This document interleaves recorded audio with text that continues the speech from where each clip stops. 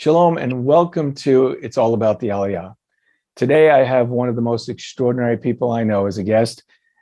She came to me when she was 21 years old and said she wanted to go to Ukraine and spend months collecting stories from the Olim, those who are going to make Aliyah. I thought maybe she was a little crazy, but she did it, and she's going to tell us about that today. Currently, she is a writer for Glenn Beck, working for Mercury Radio Arts, and her name is Mikayla G. Hedrick. Mikayla, I have to train myself for your new last name. You got married recently, and it still wants to roll off my tongue with your maiden name. I have to train myself as well. Okay. You know, Mikayla, before we get into your adventure in Ukraine, as our audience will know by when this is filmed, we're about 2 weeks into the invasion by Vladimir Putin and Russia, and we've seen horrific scenes from Ukraine. I know that it personally touches you. You made friends there. Can you kind of give us your assessment of what you feel is going on there and how it's affected you? I can give you no geopolitical assessment, but what I can tell you, because no one can get in the mind of all of these people, what I can tell you is that I am feeling most for the people on the ground. It's the same situation when I was in the Donbass region in Ukraine in 2018. I feel most for the civilians caught in the crossfire, the ones caught in the conflict, who aren't making these big political decisions. They aren't deciding who's in NATO, who's not in NATO, or they're not staking their political futures on any of this. But their families are being uprooted, their lives are being threatened. And it's very important to talk about the geopolitical parts of this because we need to figure that out. But I find myself, as I'm listening to the news, I keep being reminded that these are people on the ground, and they are just as loved by God as we are. And they have to go through this. And I'm blessed enough to live in America right now where I'm not going through this, but having people on the ground that I love and that I know, it makes it much more challenging to watch what's happening. Much more challenging and more personal. You know, these are friends and coworkers of mine as well. And I appreciate your sentiment, because I think not enough of that has been said. As I watch the media reports, it's all so impersonal and so, as you said, they're trying to analyze every move. Although we have been seeing horrific pictures, and it does strike home. But for someone like yourself who's spent so much time there and made friends, I know it strikes home, and it does with us very much so. Would you tell our audience a bit about how you were motivated to go, where the idea came from, and why you did what you did? Well, there's a reality of duality to this story. There's a spiritual level, and then there's the physical level. And I can look back and see how they both coalesce so beautifully, but let me tell you them separately. Okay. So on the human plane, if you will, I had just graduated from my university. I had a degree in acting, and I had no clue what I was going to do with it next. I had just finished doing a tour of a production, and I knew I didn't want to go to New York and do the Broadway thing or go do the Hollywood thing. It didn't feel right to me. It didn't align with my values and who I wanted to be. And so I was sitting thinking, how can I use what I know how to do, which is tell stories? That's what I was trained to do. It's what I got my degree in. How can I use that and do something useful? Simultaneously, the man who is now my husband, who was my boyfriend at the time, was studying a year abroad in Italy. So my first thought was, well, maybe I should do something in Europe because my boyfriend's in Europe. Then I thought, I'll start looking at Poland. Is there anything in Poland? No, not really. And I'm talking to my mom and I'm saying, I want to go somewhere where I can gather interesting stories or I can learn more. And she says, well, why don't you talk to Gary? Because Gary has been going to Ukraine and he's been talking about this country. What do you know about Ukraine? I know nothing about Ukraine at the time. I couldn't point to it on a map. And I start to research and I start to read. And I realized that that entire nation was a complete hole in my understanding. Mm. I knew literally nothing about these people. And then when I realized how big the country was and how vast and tortured at many times the history was, I was shocked. I had no idea what these people had been through and how resilient they were. Yeah. And from a distance through their stories, I gained a certain level of respect. So there's that first. Sure. Then we add on the level of what God is doing with the Aliyah. Yeah. And I saw a statistic, and I always tell this story. This is what changed everything. Is I saw a statistic about how many Jewish people were leaving from Ukraine and going to Israel. Mm. And my whole life, I had read those prophecies that God was going to move his people to the land of Israel. And then I saw that statistic, and somehow for the first time in my life, although my mother had diligently taught me this my whole life, one statistic in some article, I think it was in the New York Times. I see I don't remember, some newspaper. I Sure. see this one statistic somewhere on the internet, and it clicks for me that this is happening in my life right now. And so I wanted to go learn more about it. And I didn't know much more than that. That's how I know that God was working all of this, because I had these human plane things Yeah. that I wanted, but I had no idea what I was getting into. And when I look back, this was not the most logical, reasonable next step for me after graduating from college, was to go alone and travel to Ukraine and gather stories of people making Aliyah. I mean, that was not the most logical next step, but It's it was the step that God set me up for. Yeah, it wasn't logical, but I was sitting here thinking, I wish I could clone you when you said that, because I've spent the entire, so many years trying to get people to understand that those prophecies that you spoke of are happening right before our eyes. And that dawned on you, and that would help motivate you to go. So what an incredible way to take your training to the next level by telling a student not only a human story that's going on, but one that's actually fulfilling biblical prophecy. That's incredible. Mikayla, I want to hear more about everything that you experienced while you were there, and I'm sure our audience does too. We're going to take this quick commercial break, and we'll be right back.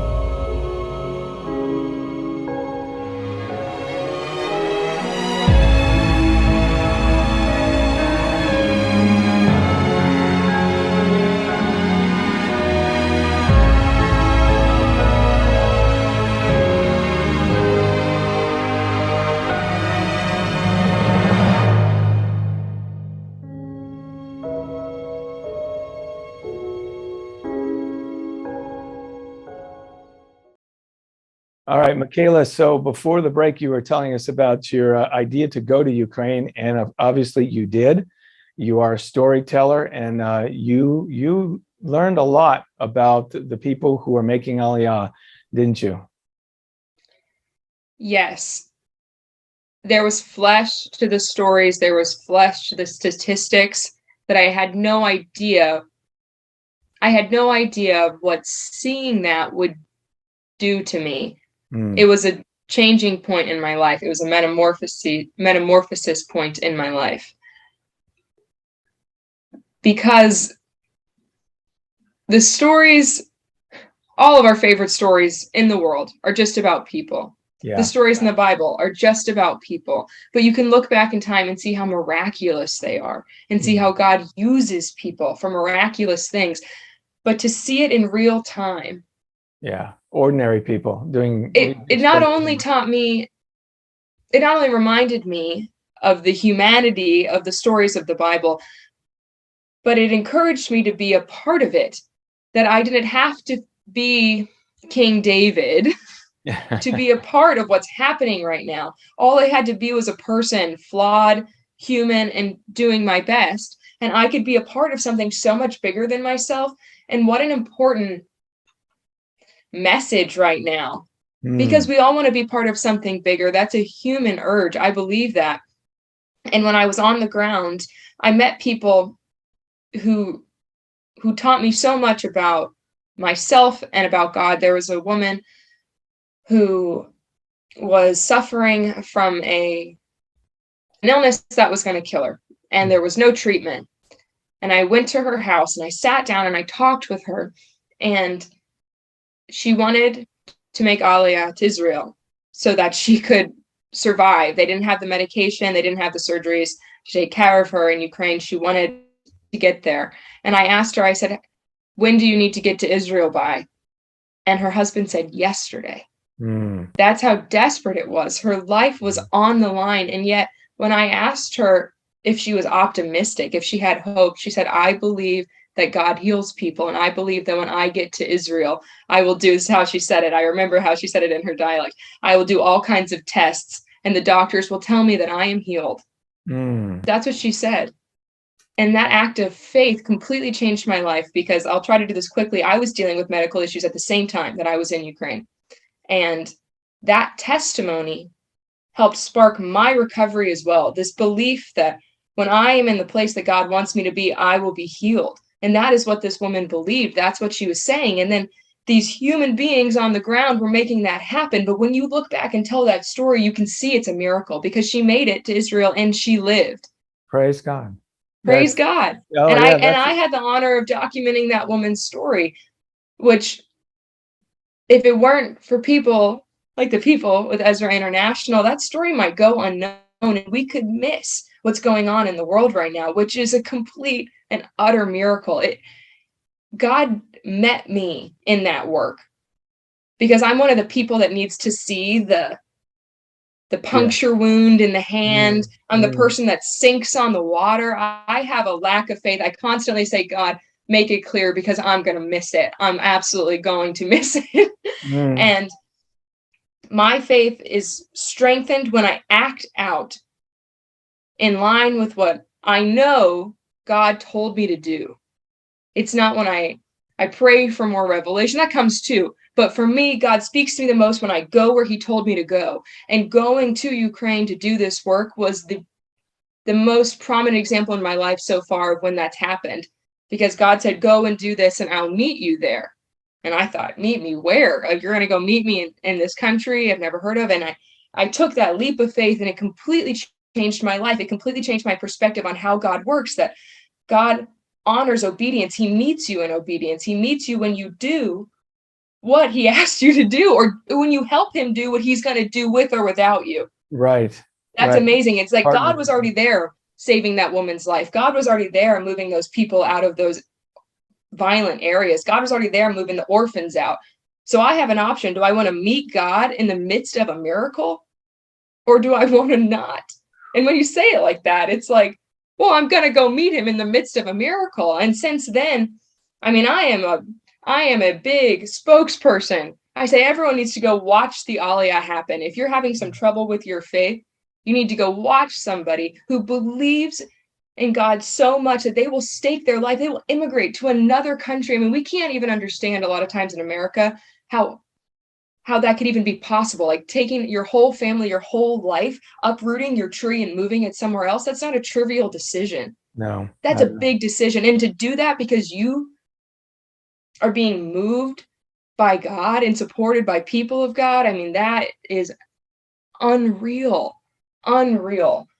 Wow, Mikayla, I love, thank you for your transparency, first of all, but then also that profound assessment of what you witnessed. I don't know if I've ever heard it more powerfully put, because, we talk about partnering with God in doing this work. And yet you talked about aligning your life with that plan and that purpose, and how much that affected you too. And I think that is a lesson for every one of us. Every one of us, if we understand the purpose he put us on this planet and get into it, start doing it, be a part of what he's doing on the earth today, what a different world it would be. Yes, and it shifted my paradigm to not look for what is my individual purpose in this world, because that is a big question to answer. And when I didn't know right out of college, the best thing that I could have possibly done is find out what is God's purpose in this world and Exactly. partner with that. When you don't know what to Absolutely. do what God is doing. Absolutely. I totally agree with that. I've often said, you have no need to get on your hands and knees and wear out the knees in your pants, praying, God, what is your will? What is your will? Look to his word, see what he's doing, and jump in and be a part of it. I completely agree. Now, that doesn't mean every one of us plays the same role, but finding a way to be a part of that. And you did. And you've come back with many stories. I know you've shared them in many creative ways. After the next break, I'd love to hear some more about how you applied that, what you saw there and how it's changed your life. It's obviously changed your life for the better. And I love your passion. And again, I'll say it again, I wish I could clone you. All right. I want to hear more about your stories when we come back. We'll be right back. Ezra International now has a brand new app. Now you can connect with Ezra like never before. Easily find all partner countries and discover stories behind the real people Ezra helps every day. Access Ezra's 24/7 global TV network and learn all about what it means to make Aliyah. And most importantly, it is now easier and more secure to financially help Ezra fulfill our global mission to rescue, return, and restore the poorest of the poor Jewish people to their homeland of Israel. Download the Ezra app today. Get it now on the App Store and on Google Play. All right, welcome back. We're talking to Mikayla G. Hedrick, and getting used to her new name. She's recently married.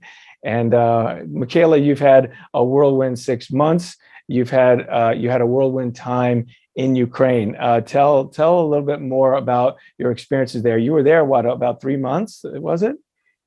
Yeah, just about. When you say whirlwind, that's the most accurate word to describe it, because when I got this idea, within about 3 months, I was leaving to go do it. And what happened is I came and I had one of the worst proposals that I have ever given. And so that's why I know God did this. And I said to the people of Ezra International that I want to go and follow your team and I will make something about it. I'll do something about it. That's all I knew. That was it. And on that, thank God, I was given the green light to go. Right. And then I got a tutor in Russian and Ukrainian. I read every book that I could. I was connected with a member of the team who ended up being my translator, and she started preparing me. And then I was in Ukraine.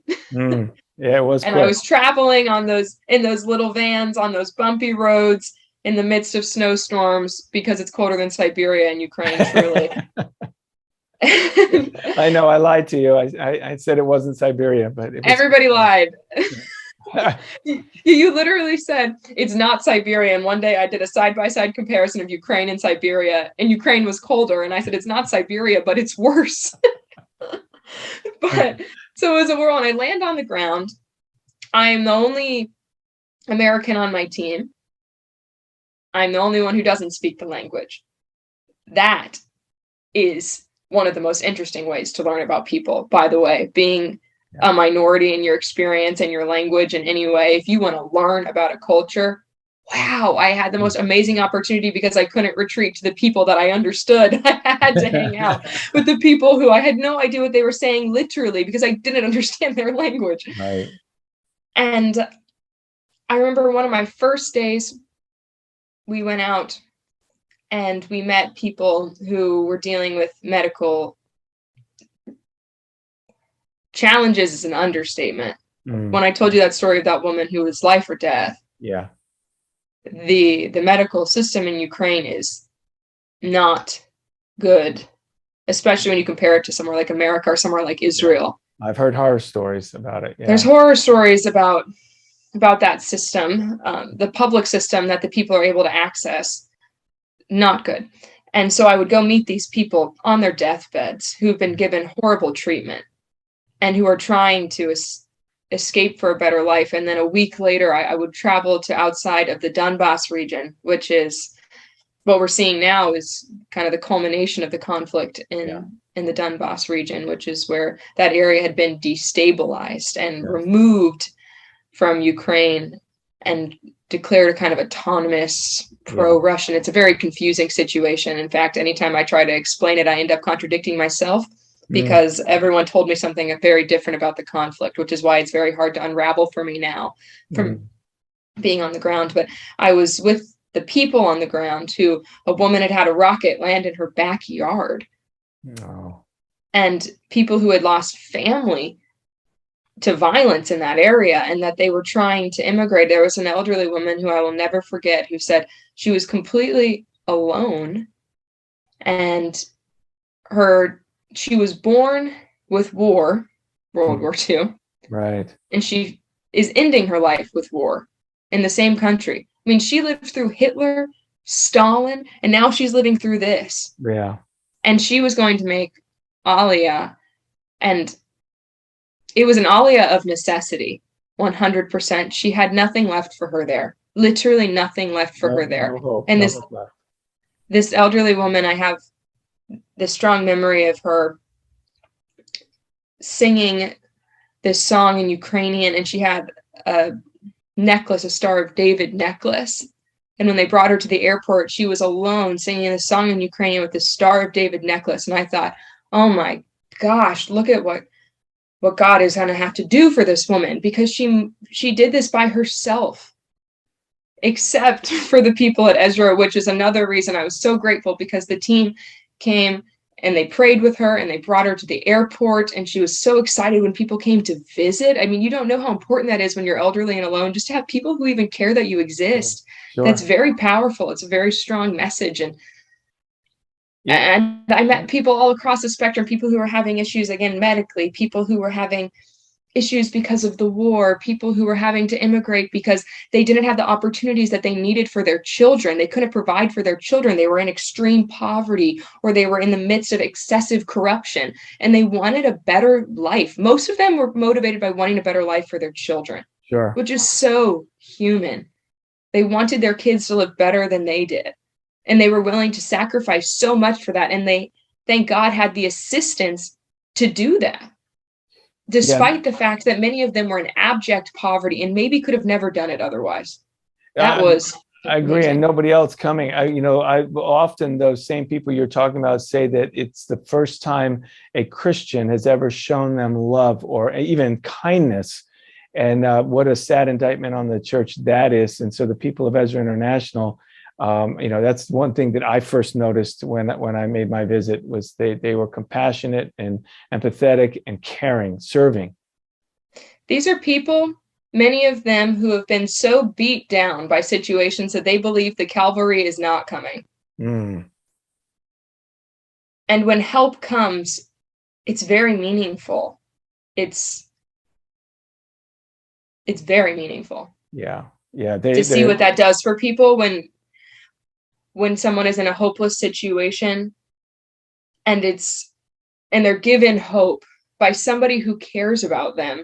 I mean, again, think about this woman, Hitler and Stalin. I mean, she has been stomped into the ground in her nation, and her nation is still under attack right now, and she's alone. Yeah, that's you don't know what that can do when you have somebody who cares about you. That is just huge. I remember meeting a woman like that at the fish camp that we rented for getting war refugees out. And she said she had lost everything. And she said she had lost all hope.